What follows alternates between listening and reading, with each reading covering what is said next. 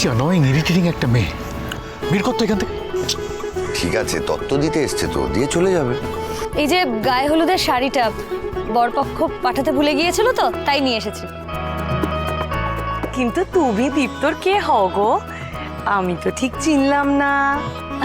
না না, আমরা দীপ্ত দাদের কেউ হই না। এই শাড়িটা আমাদের থেকে ওনারা নিয়েছে। হ্যাঁ, হিমুর শাড়ি। ওই অনলাইনে সার্চ করবেন, দেখবেন টপে নামটা আসবে।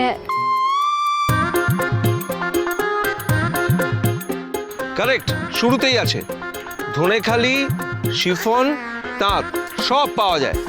কিন্তু দোকানটা কোথায়? দোকান তো আমাদের নেই। আমার মা বাড়ি থেকেই শাড়ি ব্যবসা করেন আর কি। দেখো বাবা, তোমার পছন্দ করার জামাই তার কি চয়েস।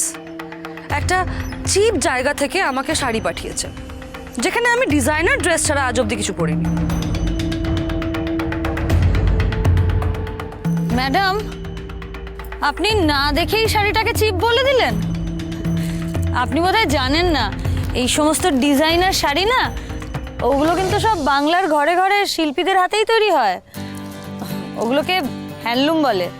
আর এই শাড়িটা পিওর হ্যান্ডলুম। আর শাড়িতে যে লটকানগুলো লাগানো আছে, ওগুলো আমি নিজে হাতে লাগিয়েছি। এই শাড়িটাই যদি আপনি ডিজাইনারের থেকে নিতেন, 10 গুণ দাম দিয়ে নিতে হতো।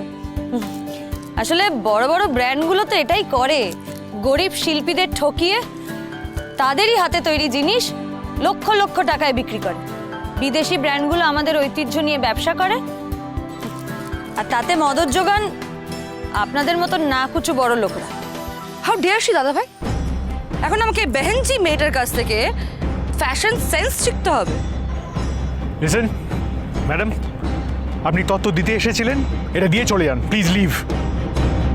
ধরুন, আপনার মতন 13 লোকের আশেপাশে আমিও থাকতে চাই না। সরুন নীরা, চলে। দাঁড়াও।